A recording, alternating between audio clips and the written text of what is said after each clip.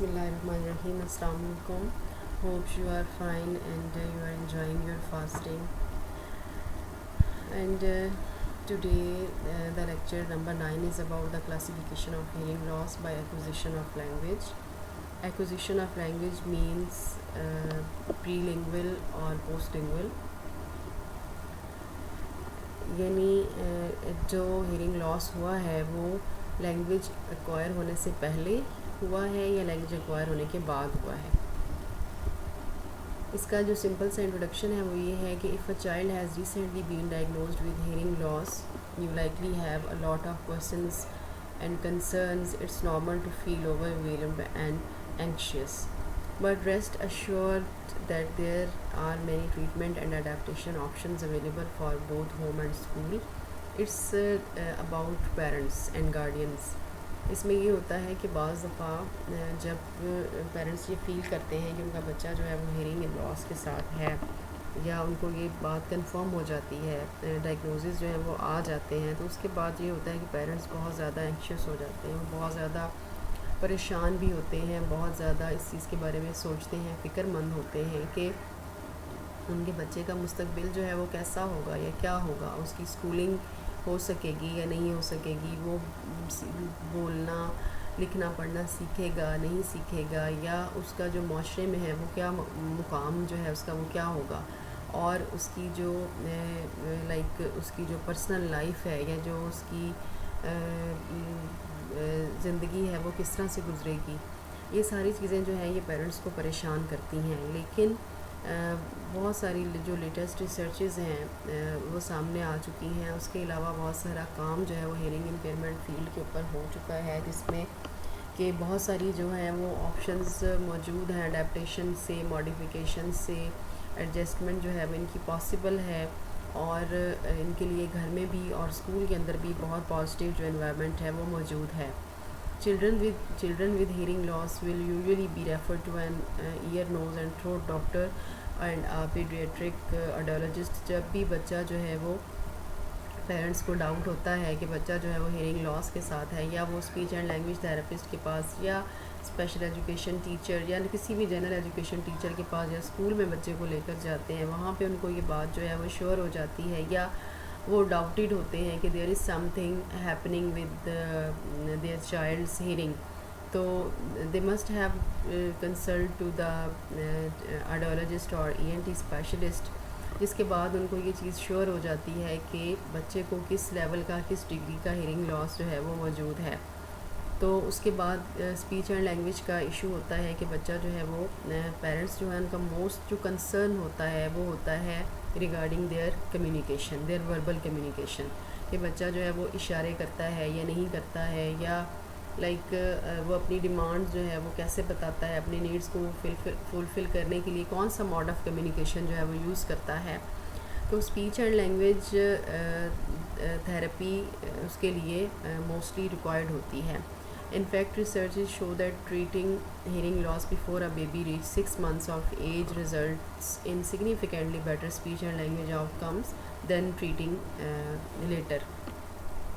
Researches से ये बात वाज़ेह हो चुकी है कि बच्चा जो है अगर उसको 6 मंथ्स की एज पर उसको अगर स्पीच एंड लैंग्वेज थेरेपी जो है वो स्टार्ट कर दी जाए, तो उसकी जो इफ़ेक्ट हैं स्पीच एंड लैंग्वेज के, उसकी इम्प्रूवमेंट के जो इफ़ेक्ट हैं, या जो उसकी स्पीच एंड लैंग्वेज के आउटकम्स हैं, या जो उसकी डेवलपमेंट है वो सिग्निफिकेंटली बेटर होती है। यानी ख़ास तौर पे, या मतलब वो 100% आप कह सकते हैं, या बिल्कुल इस तरह से उसकी स्पीच एंड लैंग्वेज डेवलप हो जाती है जैसे कि उसके अदर जो नॉर्मल हेयरिंग के पीयर्स हैं उनकी स्पीच एंड लैंग्वेज होती है। यानी इतना कुछ ख़ास जो है वो डिफरेंस जो है वो देखने में नहीं आता, यानी उनको जल्दी ट्रीट करना जो है उसके आउटपुट्स अच्छे होते हैं। What is childhood hearing loss? A child may be diagnosed with hearing loss if they can't hear sounds below a certain level of volume, depending on the hearing test results, in either one ear known as unilateral or both ears bilateral. यानी बच्चा जो है उसको वो diagnose हो जाता है, उसके टेस्ट रिज़ल्ट्स आ जाते हैं जब वो अपना उसका जो हेयरिंग लेवल है वो सर्टन लेवल से ऊपर की आवाज़ें जो हैं वो नहीं सुन पाता, यानी उस लेवल पे जहाँ से वो आवाज़ें सुनना शुरू करता है वो उसका हेयरिंग थ्रेश होल्ड होता है। और अगर उसका एक कान जो है उसमें प्रॉब्लम है तो वो यूनिलेटरल कहलाएगा, अगर दोनों कानों में प्रॉब्लम है तो बायलेटरल होगा। The most minimal threshold is usually somewhere around 15 to 20 decibel या dB ऑफ साउंड। हम कहते हैं कि एक जो नॉर्मल ईयर है वो 15 to 20 डेसिबल की आवाज़ें जो हैं वो सुनता है, विच इज़ रफली द साउंड ऑफ लीव्स रस्टलिंग और पीपल विस्परिंग, जो कि हम रफली एक एस्टिमेट ये लगाते हैं कि पत्तों की सरसराहट है या लोग जो आपस में सरगोशियाँ करते हैं वो वाला लेवल होता है, जो कि एक नॉर्मल ईयर जो है वो सुनने के काबिल होता है।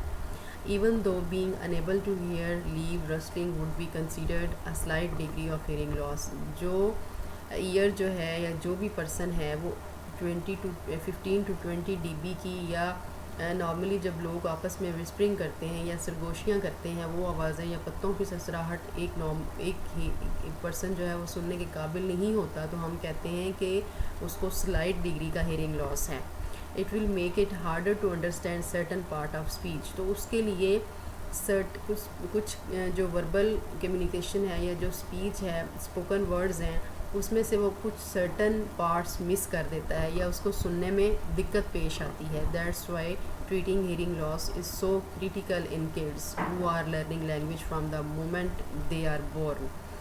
तो वो वाले बच्चे जिनको इवन के स्लाइट डिग्री का भी हेयरिंग लॉस होता है, जिसको आप बहुत माइल्ड या बहुत माइनर हेयरिंग लॉस कहते हैं, और अगर इसको आप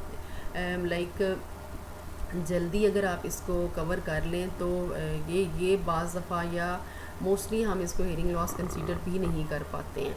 लेकिन फिर भी जो बच्चा लैंग्वेज लर्न कर रहा होता है, जब से वो पैदा होता है तब से वो लर्निंग कर रहा होता है स्पीच की, तो उसके लिए ये चीज़ें हर्डल बनती हैं, यानी उसकी जो स्लाइट डिग्री का हेयरिंग लॉस है वो भी उसकी स्पीच लर्निंग के अंदर प्रॉब्लम बनता है, लैंग्वेज एक्विजिशन में प्रॉब्लम बनता है। That's a starting point, though some children will have mild hearing loss, they can't hear sound below 25 to 40 dB। अब जो माइल्ड हेयरिंग लॉस के लोग हैं वो 25 to 40 dB से कम की आवाज़ें नहीं सुन पाते। मॉडरेट में 51 to 60 dB है। अब ये जो डिग्रीज़ का चार्ट है we have already discussed in our previous lecture, in one of our previous lecture, तो जो कि आइडिया या शायद आशा के अकॉर्डिंग थी। Being unable to hear virtually all sounds is known as profound deafness। तो हम कहते हैं कि जो कि 81 प्लस है या 90 तक का जो हेयरिंग लॉस है, जो हम उसको कहते हैं कि ये डेफनेस है, टोटल डेफनेस है। How common is hearing loss in kids. अब बच्चों के अंदर, जो छोटे बच्चे हैं उनके अंदर हेयरिंग लॉस जो है वो कितना कॉमन होता है। There are many different estimates depending on the organization gathering the data, but overall hearing loss is fairly common in kids. हम कहते हैं कि जो है वो डिफरेंट किस्म के एस्टिमेशंस हैं, लेकिन ओवरऑल जितनी भी स्टडीज़ हुई हैं या जितने भी रिज़ल्ट्स सामने आए हैं या जितनी भी रिसर्चेस के स्टडीज़ के जो आउटपुट हैं वो यही बताते हैं कि किड्स के अंदर जो है वो हेयरिंग लॉस बहुत ज़्यादा कॉमन होता है।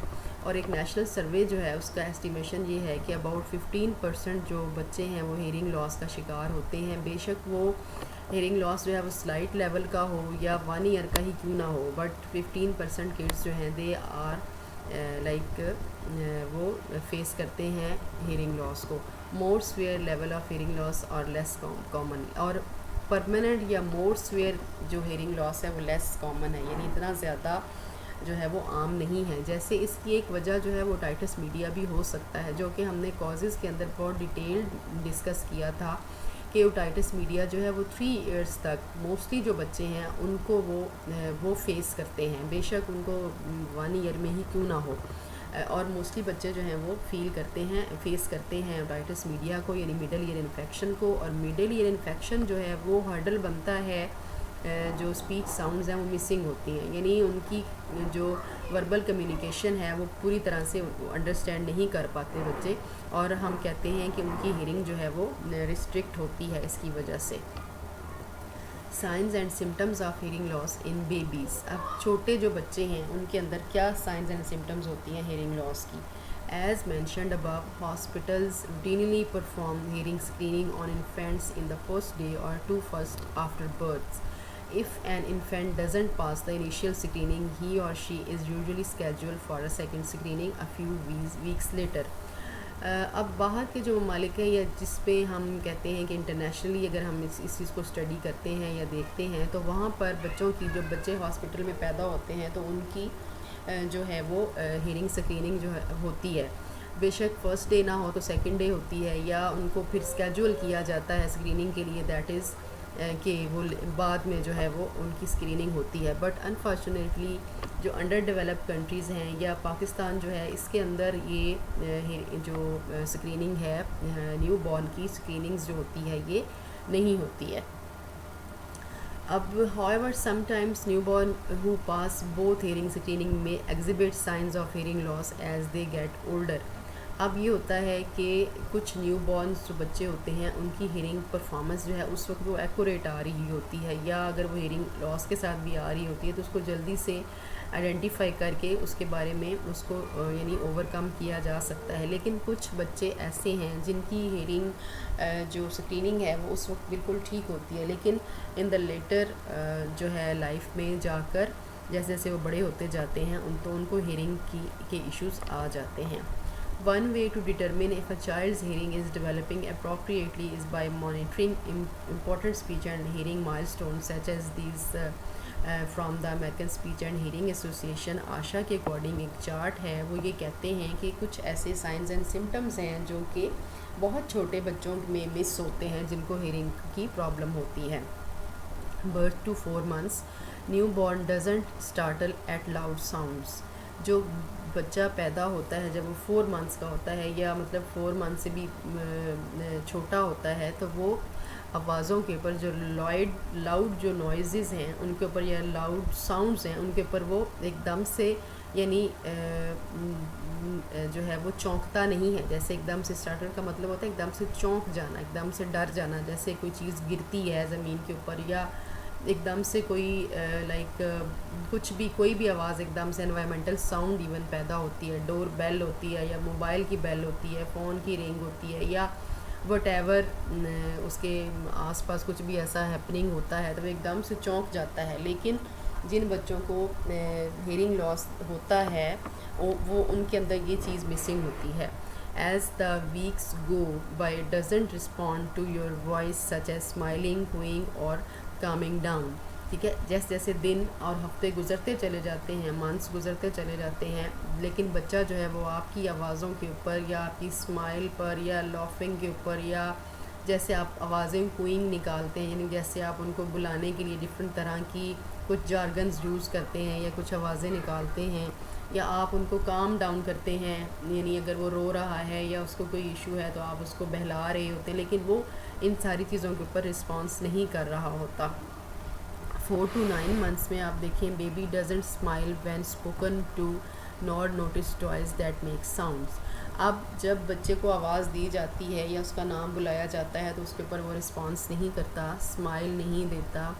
इवन कि वो जो कि शोर पैदा करने वाले टॉयज़ होते हैं, जैसे रैटल होता है या रैटल से कोई कम जो टॉयज़ होते हैं जिनका शोर थोड़ा सा कम या ज़्यादा हो, जो भी हो, उनके ऊपर वो रिस्पॉन्स नहीं करता। मे नॉट टर्न हर और his head toward familiar sounds, और वो अपने यानी मदर की आवाज़ पर या अपने बहन भाइयों की या अपने ग्रैंड पेरेंट्स की या अपने फादर की आवाज़ के ऊपर रिस्पॉन्स नहीं करता। हालांकि यूजुअली ऐसा नहीं होता। बच्चा जो होता है जिन आवाज़ों से वो फेमिलियर होता है, जब उसको बुलाया जाता है तो अपना हेड टर्न करता है या उसके ऊपर वो रिस्पॉन्स देता है या स्माइल शो करता है या थोड़ी सी अपनी बॉडी को कोई मूवमेंट देता है या किसी भी किस्म की कोई बॉडी या जेस्चर जो है वो शो करता है, या अपने हैंड से या अपने लाइक लेग्स से या अपनी नेक को मूव करके या कुछ भी करता है। लेकिन जो ये बच्चे हेयरिंग लॉस के साथ होते हैं इनके अंदर इस किस्म के रिस्पॉन्सेज जो हैं वो मिसिंग होते हैं। is not making many babbling noises, doesn't seems to understand hand motion like the bye bye और wave, यानी वो इन सारी चीज़ों को नोटिस नहीं करता कि मुझे बाय बाय कर रहे हैं या हैंड वेव कर रहे हैं या लाइक कुछ बैबलिंग वगैरह जैसे बा बा डा डा गा ना ना, इस तरह की आवाज़ें जो हैं वो, जैसे बुब बुब, ये सारी बैबलिंग साउंड्स हैं, ठीक है। यानी ये बच्चा जो है वो इनके ऊपर ना तो वो इमिटेट करता है, यानी ना तो वो इनको दोहराता है, और ना ही जो है वो इनको अंडरस्टैंड करता है, और ना ही इनके ऊपर वो रिस्पॉन्स देता है। 19 to 15 months में infant still is not babbling much more attempting to repeat smile simple sounds, यानी वो इवन के सिंपल साउंड्स के ऊपर रिस्पॉन्स नहीं देता, बैबलिंग के ऊपर भी रिस्पॉन्स नहीं करता, और ना ही वो बैबलिंग करता है, और ना ही वो रिपीट करता है सिंपल किस्म की आवाज़ों को। Doesn't use his voice to get your attention. अब इसमें यह है कि वो बिल्कुल भी किसी भी किस्म का बच्चा जो है वो अटेंशन नहीं देता, रिस्पॉन्स नहीं करता किसी भी किस्म की आवाज़ के ऊपर, और doesn't respond to his name, और अपने नाम के ऊपर भी किसी किस्म का कोई रिस्पॉन्स नहीं देता। हालांकि यूजुअली जब बच्चे इस एज में पहुंचते हैं तो अपने नाम जब उनको बुलाया जाता है तो वो जहाँ पर भी होते हैं वो मुड़ के देखते हैं, यानी रिस्पॉन्स करते हैं। अब 15 to 24 मंथ्स में देखें, child is not using many simple words and can not point two body parts when you ask. अब बच्चा जो है वो 15 मंथ्स टू 24 मंथ्स में चला गया, यानी 1.5 से 2 साल का हो गया, लेकिन वो अपनी जो है वो बॉडी पार्ट्स को भी पॉइंट आउट नहीं करता। जब पूछा जाता है नोज़ कहाँ है, या शो मी योर टंग, या ओपन योर माउथ, तो वो किसी चीज़ के ऊपर भी रिस्पॉन्स नहीं करता। वो वाली कमांड जो है उसको वो फॉलो नहीं करता। कांट नेम कॉमन ऑब्जेक्ट्स, और बहुत कॉमन ऑब्जेक्ट्स जिनके साथ वो डेली खेलता है, जिन टॉयज़ के साथ, उनके वो नाम नहीं बता पाता, या लाइक कुछ सिंपल किस्म के जैसे फ्रूट्स होते हैं, कुछ सिंपल किस्म की जो चीज़ें होती हैं उनके बारे में वो पॉइंट आउट नहीं कर पाता। Doesn't listen with interest to songs, rhymes and stories. इस एज में बच्चे जो होते हैं वो स्टोरीज़ को, राइम्स को, सिंगिंग को, म्यूज़िक को बहुत इन्जॉय करते हैं, लेकिन ये जो हियरिंग लॉस के साथ बच्चे होते हैं इनमें ये चीज़ मिसिंग होती है। कांट फॉलो बेसिक कमांड्स, और बहुत बेसिक वर्बल कमांड्स जो होती हैं उनको ये फॉलो नहीं करते, क्योंकि ये अंडरस्टैंड नहीं कर पा रहे होते, इनकी हियरिंग जो है कि प्रॉपर नहीं हो पा रही होती। इसके बाद आप देखें signs of hearing loss in toddler and school age children. अब बाज़ दफ़ा ऐसा होता है कि बच्चे जो होते हैं वो बहुत छोटी एज पे जाकर आइडेंटिफाई नहीं हो सकते कि बच्चे जो हैं वो हियरिंग लॉस के साथ हैं या नहीं हैं, और वो या फिर उनका हियरिंग लॉस जो होता है वो अभी एग्जिस्ट ही नहीं कर रहा होता, बाद में उनको ये प्रॉब्लम होती है। तो जो स्कूल एज के बच्चे हैं या उससे छोटे हैं उसको हम किस तरह से करके कर सकते हैं, असेस कर सकते हैं। एक हमारी जनरल सा जो ऑब्जर्वेशन है वो, या हमारी जो स्क्रीनिंग है वो कैसे पॉसिबल होती है। Older children sometimes develop hearing loss that was not present before. Here are some things to look for if we think the toddler and preschool age child might have hearing loss. इसमें कुछ चीज़ें हैं जो कि हम notice कर सकते हैं। Has difficulty understanding what people are saying. उनको इस चीज़ में बहुत डिफ़िकल्टी होती है कि दूसरे लोग जो हैं वो क्या कह रहे हैं या क्या बात कर रहे हैं। Speaks differently than other children her और हिज एज, और वो डिफरेंटली बात करते हैं जैसा कि उनकी एज के बाकी बच्चे जो हैं या जो उनके पीयर हैं या जो उनके नॉर्मल हियरिंग के सिबलिंग्स हैं वो बातचीत करते हैं। Doesn't reply when you call his और हर नेम। अपने नाम के ऊपर रिस्पॉन्स नहीं करते और ना ही बताते हैं कि मेरा नाम क्या है। रिस्पॉन्स इनअप्रोप्रिएटली टू क्वेश्चंस, मिसअंडरस्टैंड्स, और क्वेश्चन के ऊपर इनअप्रोप्रिएट रिस्पॉन्स करते हैं, यानी कहा आपने कुछ है वो करके कुछ लाएंगे। Turns up the TV volume incredibly high और sits very close to the TV to hear. अब टीवी का वॉल्यूम वो बहुत ज़्यादा हाई रखेंगे या उसके बहुत करीब बैठकर उसको सुनने की कोशिश करेंगे। Has problems academically specially if they were not present before. अब ये एकेडमिक्स में या जो है इनको प्रॉब्लम होती है अगर इनको यानी शुरू से कुछ एकेडमिक्स जो हैं वो नहीं कराई गई, या लाइक एकेडमिक्स में अगर इनको कराया भी कुछ गया है या इनको कोई कुछ चीज़ें जो हैं वो लर्न करवाई गई हैं, या लेकिन फिर भी उसके बारे में इनके जो कॉन्सेप्ट्स हैं वो इतने क्लियर नहीं होते हैं। हैज़ स्पीच और लैंग्वेज डिलेज और प्रॉब्लम्स आर्टिकुलेटिंग थिंग्स। अब उनको जो है वो स्पीच एंड लैंग्वेज डिले होता है डेफ़िनेटली जब वो उनकी प्रॉपर जो है वो वेरी इनिशियल टाइम पर उनको जब स्पीच एंड लैंग्वेज थेरेपी नहीं मिलेगी तो स्पीच एंड लैंग्वेज जो है वो डिले हो जाएगी। ठीक है, अब ये कि हम कहते हैं स्पीच एंड लैंग्वेज डिले और आर्टिकुलेशन की प्रॉब्लम जो है वो भी सामने आती है, यानी उस तरह से वो उनको वो voice and manner of articulation जो है उसको वो सुनते नहीं हैं, शुरू से नहीं सुन रहे होते, तो वो चीज़ों को उस तरह से प्रोनाउंस नहीं कर पाते। Watch other in order to imitate their action at home और इन स्कूल, दूसरों को बहुत क्लियरली और बहुत करीब से देखना चाहते हैं कि वो जो है वो क्या कर रहा है स्कूल में या घर के अंदर, क्योंकि वो देख के सीखना चाहते हैं, उनकी हेयरिंग प्रॉपर उनका साथ नहीं दे रही होती। Can not understand over the phone और स्विचेस ईयर्स फ्रीक्वेंटली लाइक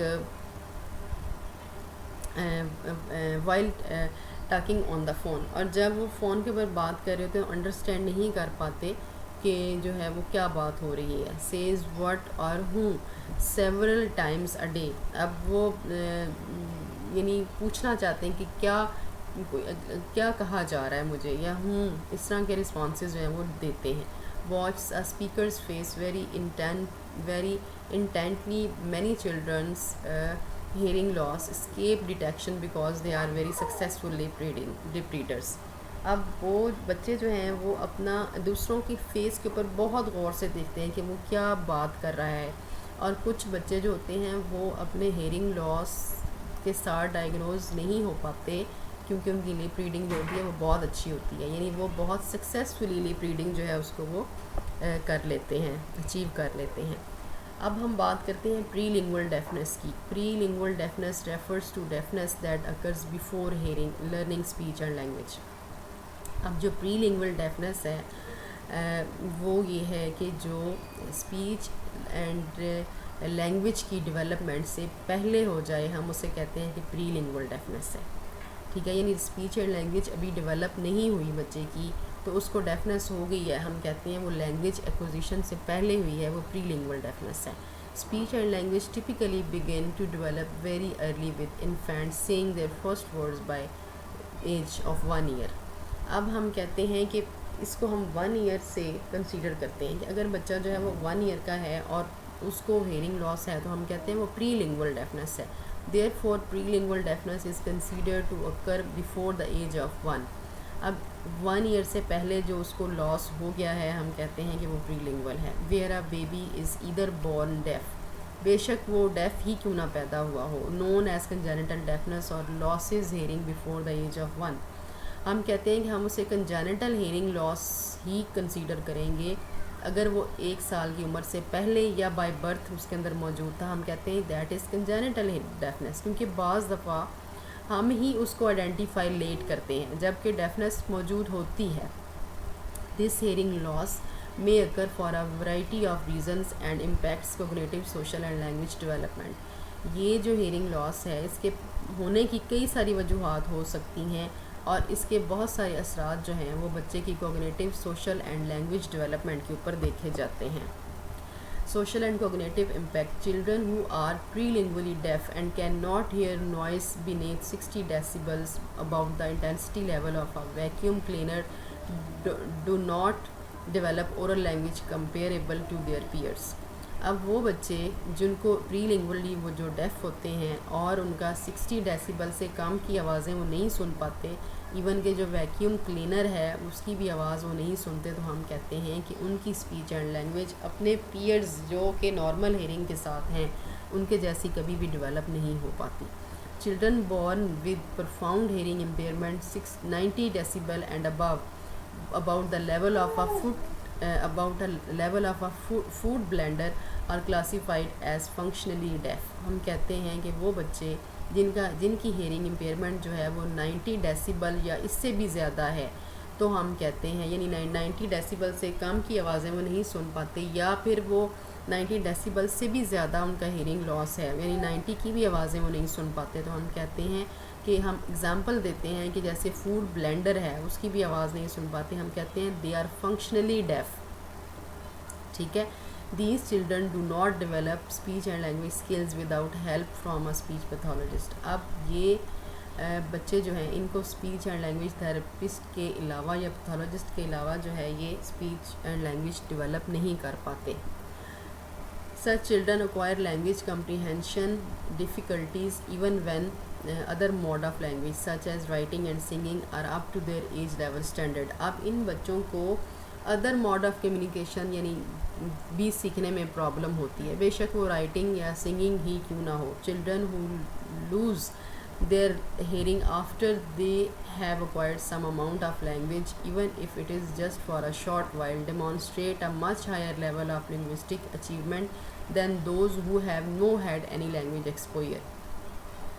वो बच्चे जिनका हेयरिंग लॉस बेशक बहुत अर्ली लाइफ में क्यों नहीं हुआ लेकिन क्यों ना हुआ हो, लेकिन उन्होंने कुछ ना कुछ आवाज़ें जो हैं वो सुनी हुई हैं या कुछ ना कुछ उन्होंने जो है वो अपनी हेयरिंग जो है उनकी वो यूटिलाइज़ हुई है, तो भी उनका जो लिंग्विस्टिक अचीवमेंट का लेवल है वो उनसे बेहतर होगा जिन्होंने कभी कोई ज़ुबान सुनी नहीं है, जिनकी हेयरिंग जो है उसने कभी काम नहीं किया.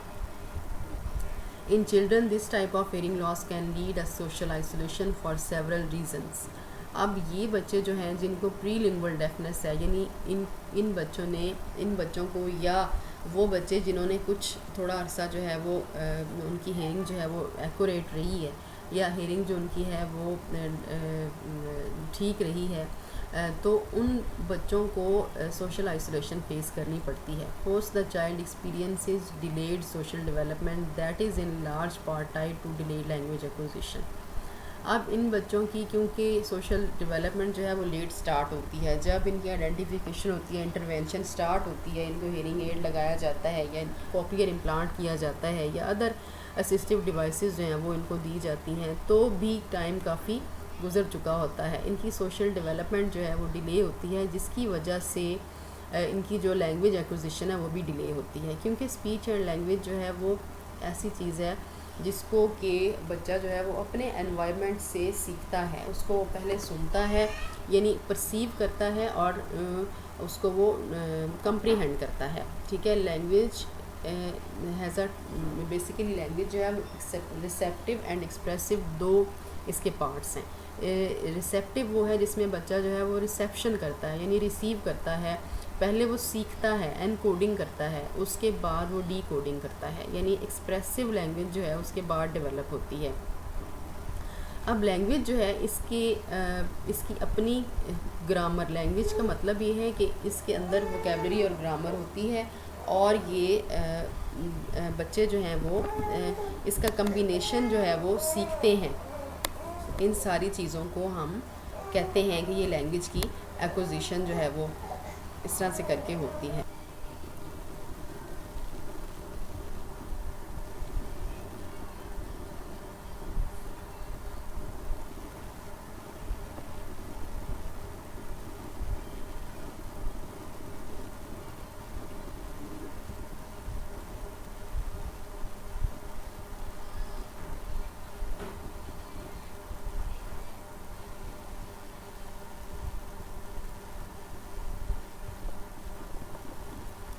This can result in a deaf person becoming generally irritable. A child who uses sign language or identifies with a deaf culture does not generally experience this isolation, particularly if he or she attend a school for the deaf, but may conversely experience isolation from his or her parents if they do not know or make an effort to learn sign language.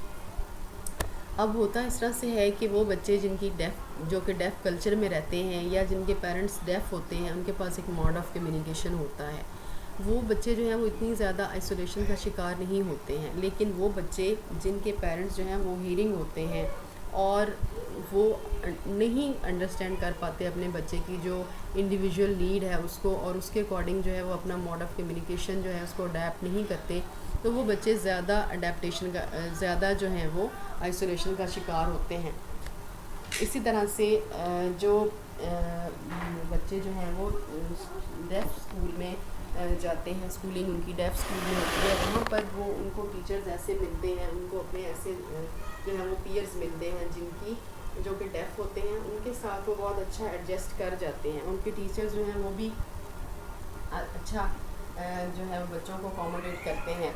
इस तरह से करके उनकी जो isolation है वो minimise होती है। लेकिन वो बच्चे जिनको ये तमाम फैसिलिटीज़ जो हैं वो नहीं मिलती, उनकी आइसोलेशन जो है वो बढ़ जाती है।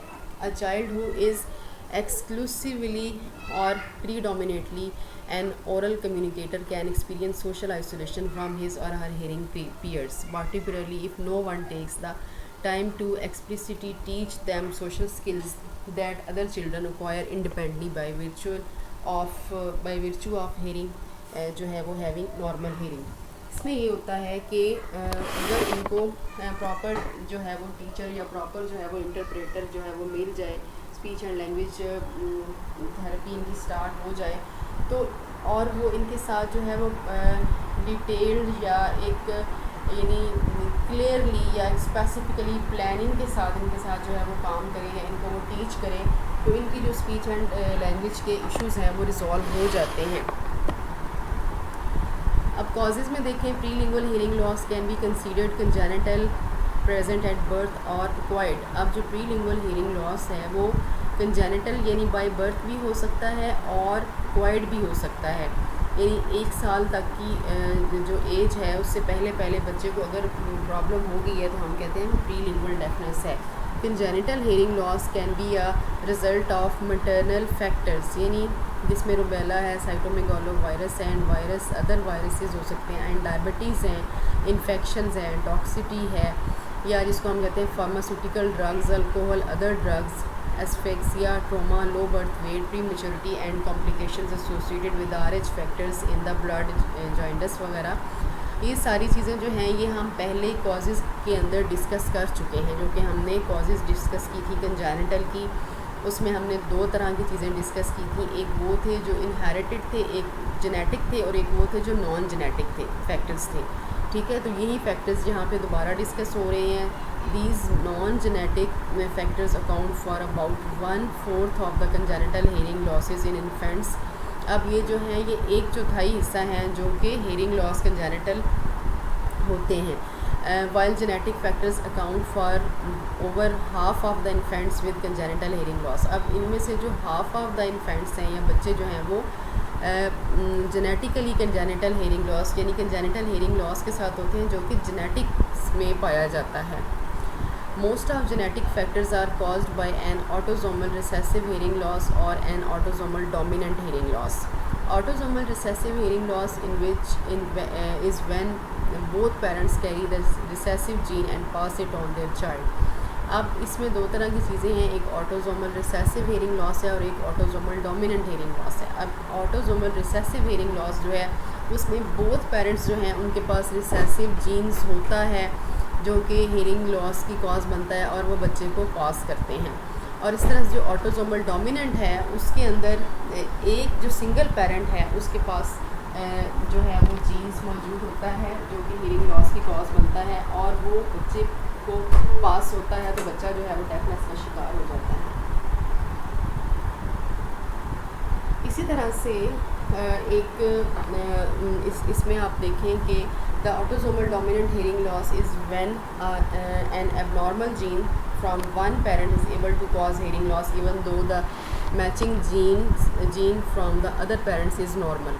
बेशक दूसरे पेरेंट का जो जीन है वो बिल्कुल नॉर्मल हो, लेकिन जब वो डोमिनेंट हो जाता है, एबनॉर्मल जो जीन्स है वो डोमिनेंट हो जाता है तो प्रॉब्लम अक्कर करती है। This can lead to genetic syndromes such as Down syndrome, Usher syndrome, Waardenburg syndrome which are correlated with hearing loss. अब ये जीन्स जो हैं ये होते हैं, इनके जीन्स की वजह से जो है वो सिंड्रोमिक बेबी पैदा हो सकते हैं जो कि हेयरिंग लॉस के साथ भी हो सकते हैं। Acquired hearing loss can be the result of toxicity drugs given as treatment when in the neonatal intensive care unit. अब बच्चा जो है बाज़ दफ़ा वो बिल्कुल नॉर्मल पैदा होता है, उसकी हेयरिंग ठीक होती है, उसको कोई भी मैटरनल प्रॉब्लम की वजह से वो नहीं होता है, लेकिन उसको at the time of birth यानी जब उसको इंटेंसिव केयर यूनिट में रखा जाता है किसी भी वजह से या उसको बर्थ नॉक्सिया हो जाता है तो भी हेयरिंग लॉस हो जाता है। इंटेंसिव केयर यूनिट में भी अगर कोई प्रॉब्लम होगी है या कुछ ऐसी उसको मेडिसिन दे दी गई है जिसकी वजह से उसको हेयरिंग लॉस हो गया है तो वो भी हम कहेंगे कि ये भी वजह बन सकती है। And infection such as meningitis, और मेनिंजाइटिस भी इसकी वजह बन सकती है। ट्रीटमेंट में hearing aids and cochlear implants may make the child able to hear sounds in their hearing range but they do not restore normal hearing. अब hearing aid और कॉक्लियर इम्प्लांट लगाया जाता है लेकिन वो भी नॉर्मल हेयरिंग को रिस्टोर नहीं कर पाता। Cochlear implants can stimulate the auditory nerves directly to restore some hearing but the sound quality is not that of a normal hearing ear. अब कॉक्लियर इम्प्लांट जो है वो इसके लिए बड़ी अच्छी जो है वो सजेशन दी जाती है कि हो जाना चाहिए, लेकिन उसमें भी डिपेंड करता है कि कॉक्लियर इम्प्लांट जो है वो कौन से लेवल पे हुआ, यानी कितने डिग्री का हेयरिंग लॉस था और किस एज पे जाके कॉक्लियर इम्प्लांट हुआ है, और कॉक्लियर इम्प्लांट होने के बाद जो थेरेपी है वो कब स्टार्ट की गई है और वो कितनी इफ़ेक्टिव थी। ठीक है, कौन से सर्कमस्टांसिस में, कौन से एनवायरनमेंट्स के अंदर वो जो है वो थेरेपी दी गई है और वो कितनी इफ़ेक्टिव थी। क्या कॉक्लियर इम्प्लांटेशन होने के बाद उसको उसको परसू किया गया है, यानी उसको उसकी मैपिंग की गई है, उसके लिए प्रॉपर जो उसकी गाइडलाइन होती है वो बनाई गई है, या ये तमाम चीज़ें जो हैं ये उसके एंड पे जाकर होती हैं बेनिफिशरी के।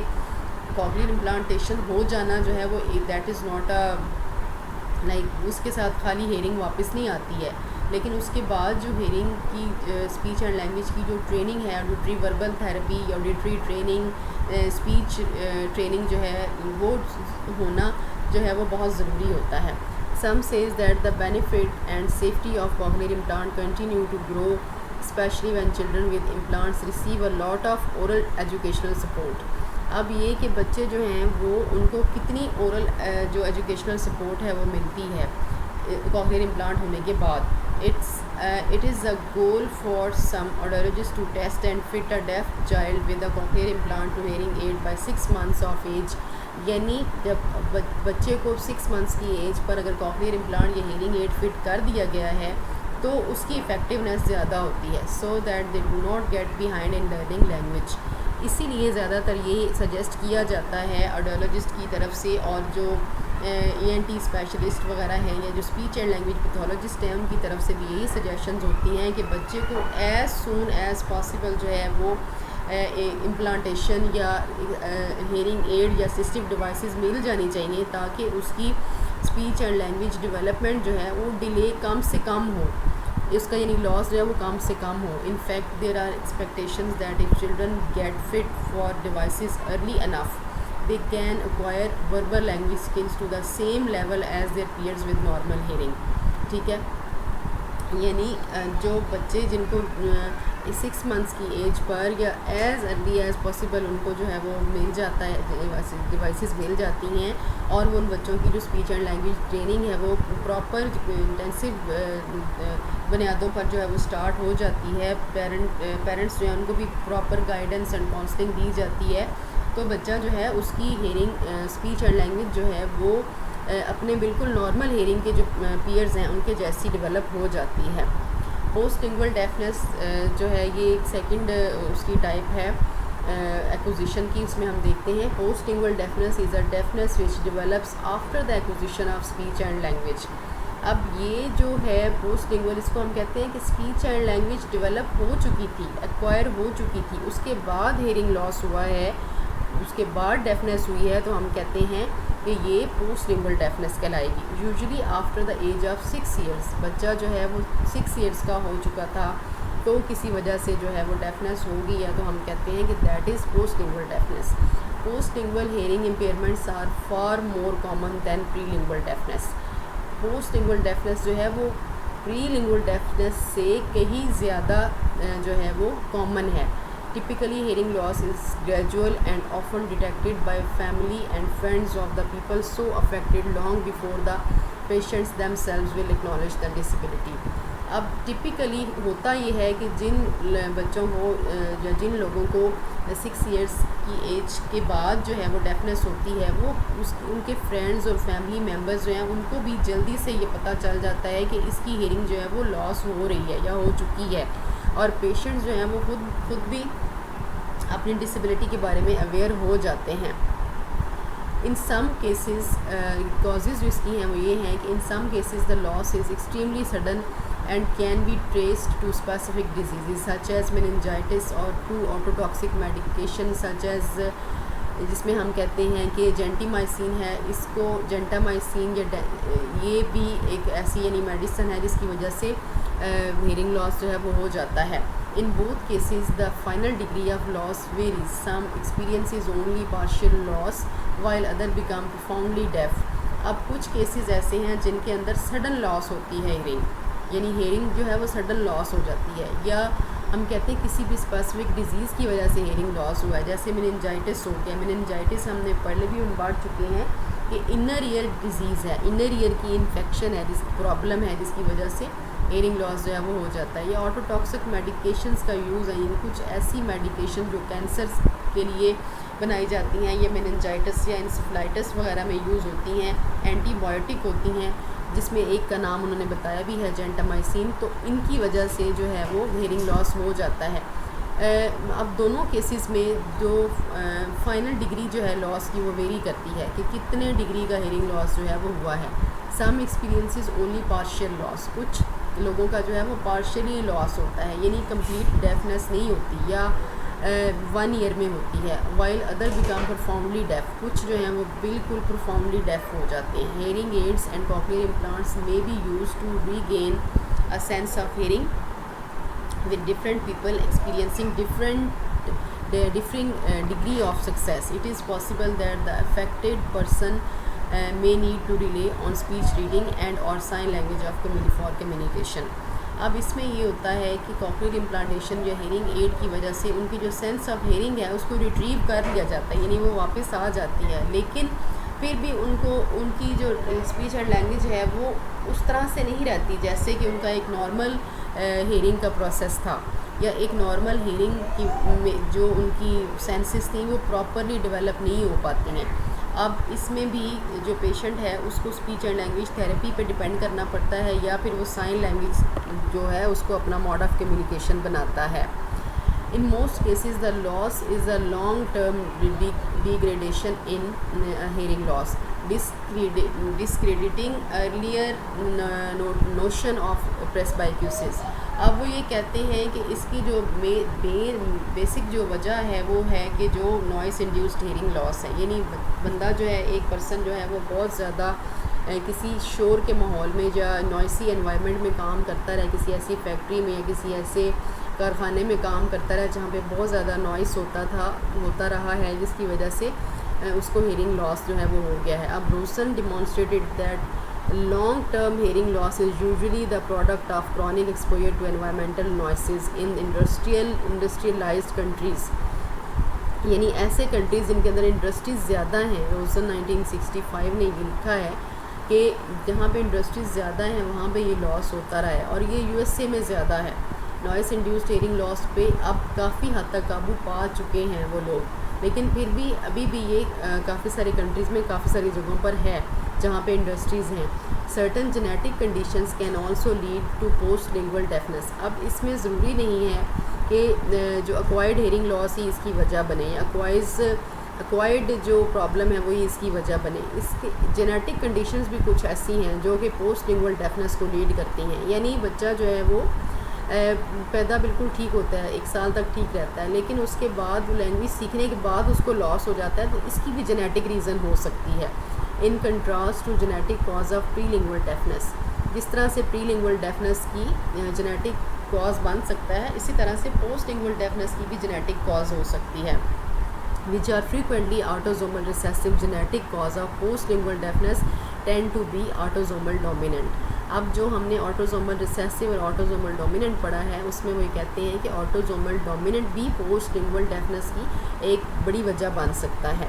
इसकी ट्रीटमेंट में हम देखेंगे इन cases where the causes are environmental, the treatment is to eliminate, to reduce these cause first of all। हम कहते हैं कि अगर इसकी वजह environment में मौजूद है, ये hearing loss जो है वो environment की वजह से जो पैदा हो रहा है, यानी शोर का माहौल है या कुछ भी ऐसी वजह है जिसकी वजह से एनवायरनमेंट में तब्दीली की ज़रूरत है, तो सबसे पहले हम एनवायरनमेंट को मैनिपुलेट करेंगे, एनवायरनमेंट को चेंज करेंगे, ठीक है, यानी उसके अकॉर्डिंग जो है वो उसको कंफर्ट लेवल पे पहुंचाएंगे। And then to fit patients with a hearing aid specially if they are elderly.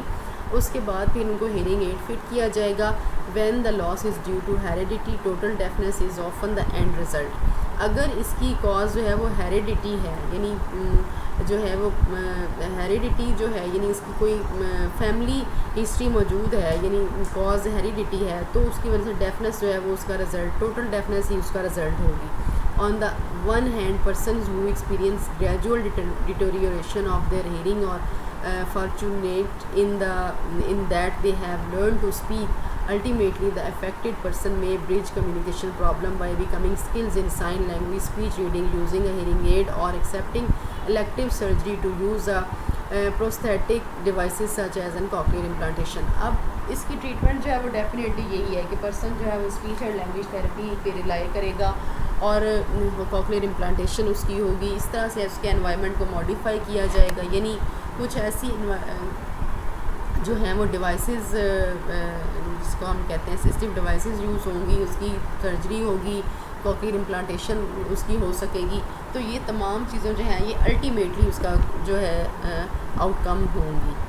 Social impact क्या होगा? Those who lose hearing their hearing later in life, वो लोग जो ज़िंदगी में बाद में अपनी हेयरिंग लॉस कर देते हैं, such as in late adolescence और adulthood, face their own challenges. For example, they must adjust to living with the adaptations that make it possible for them to live independently. They may have to adapt to using hearing aids or to cochlear implant, develop speech reading skills and or learn sign language। यानी उनको अपनी adjustment के बहुत सारे issues को face करना पड़ता है। डेफिनेटली वो पहले आवाज़ की दुनिया में थे, यानी वो सुनते थे, उनका एक जो ऑर्गन है वो काम करता था, बॉडी पार्ट काम करता था, लेकिन अब वो प्रॉपर काम नहीं कर रहा। तो उनके एंड पे भी ये चीज़ बहुत प्रॉब्लमेटिक होती है। लाइफ के अंदर दोबारा से चीज़ों को अकोमोडेट करके, अडेप्ट करके, एडजस्टमेंट करना भी उनके लिए प्रॉब्लम होता है, लेकिन ये पर्सन टू पर्सन वेरी करता है। कुछ लोग इसको जल्दी एक्सेप्ट करके एडजस्टमेंट इख्तियार कर लेते हैं, कुछ लोग इसमें डिले करते हैं, वो उनको डिप्रेशन होने लग जाता है या किसी भी किस्म की साइकोलॉजिकल इश्यूज़ जो हैं वो उनको फेस करने पड़ते हैं। The affected person may need to use a video phone and interpreter और relay services of communicate over the telephone. अब कुछ ऐसी डिवाइसेस जैसे कि वो इंटरप्रेटर भी रख सकते हैं, वो वीडियो फ़ोन ले सकते हैं, और इस तरह से जैसे loneliness and depression can arise as a result of isolation from the inability to communicate with friends and loved ones. अब जिस तरह से पहले वो बातचीत किया करते थे, अब वो उस तरह से बातचीत करने के काबिल नहीं हुए, तो उनके एंड पे आइसोलेशन, लोनलीनेस, डिप्रेशन, ये सारी चीज़ें आएंगी। And difficulty in accepting their disability, और वो अपनी इस डिसेबिलिटी को एक्सेप्ट करने में डिफ़िकल्टी फेस करेंगे, फील करेंगे। The challenge is made greater by the need for those around them to adapt to the person's hearing loss. अब ये उनके लिए भी चैलेंज है जो लोग उनके आसपास रहते हैं, जो लोग उनके साथ रिलेटेड हैं, जो लोग उनके साथ रिश्तों में हैं, उनके लिए भी ये चीज़ चैलेंज है कि वो इनको कैसे अकोमोडेट करते हैं, कैसे वो इनकी डिसेबिलिटी के साथ इनको कंफर्ट लेवल पे रखते हैं, कैसे इनकी आइसोलेशन को वो ख़त्म कर पाते हैं। तो ये तमाम चीज़ें जो हैं ये जो एनवायरनमेंट है या जिस माहौल में वो रहते हैं वहाँ उन लोगों पर भी ये रिस्पॉन्सिबिलिटी होती है। इसी तरह से देखें, आपने देखा कि हमने जो है वो डिफरेंट तरह की टाइप्स को देखा है कि हमने देखा कि classification of hearing loss by lesion, classification of hearing loss by degree, classification of hearing loss by acquisition of language, classification of hearing loss by occurrence. तो ये सारी चीज़ें हमने ग्रेजुअली इनको वन बाय वन डिस्कस किया है कि जो है वो क्या हियरिंग लॉस जो है वो कान के अंदर किसी इन्फ्लेमेशन, किसी इन्फेक्शन, किसी परफोरेशन या किसी भी ऐसी डिज़ीज़ की वजह से हुआ है, या हेयरिंग लॉस जो है वो कंजेनिटल था, बाय बर्थ था, इनहेरिटेड था, यानी फैमिली के अंदर हिस्ट्री मौजूद थी, उसकी वजह से हुआ है, या किसी भी मेडिकेशन की वजह से, या किसी भी हेड ट्रॉमा की वजह से, या किसी भी इंजरी की वजह से उसको जो है वो हेयरिंग लॉस हुआ है, या फिर एज की वजह से हुआ है, या उसको जो है वो नॉइस की वजह से हुआ है। तो ये तमाम चीज़ें हम डिस्कस कर चुके हैं, ठीक है। इस तरह से हमने देखा कि हेयरिंग लॉस की डिग्री कितनी है, वो सिंगल ईयर का है यानी यूनिलेटरल है, या दोनों कानों का है यानी बायलेटरल है, यानी वो स्लाइट है, माइल्ड है, मॉडरेट है, सीवियर है, या प्रोफाउंड है, कहाँ पे कितना लॉस उसकी बच्चे की स्पीच एंड लैंग्वेज का हो चुका है, और हमने कहाँ से उसको स्पीच एंड लैंग्वेज स्टार्ट करानी है। असेसमेंट जब हम करते हैं, फर्दर जो हमारी लेक्चर्स हैं उनके अंदर हम असेसमेंट को भी डिटेल डिस्कस करेंगे, क्योंकि हमारा जो मेन कंसर्न है सब्जेक्ट का, that is not only related with the like introduction of hearing impairment, it is actually इसके अंदर इंक्लूड होती हैं assessment of the hearing impairment by a speech and language pathologist, and how to develop, how to make a plan of speech and language therapy for the hard of hearing students and the students with deafness. Okay, hopefully you are getting my point, and thank you so much. Allah Hafiz.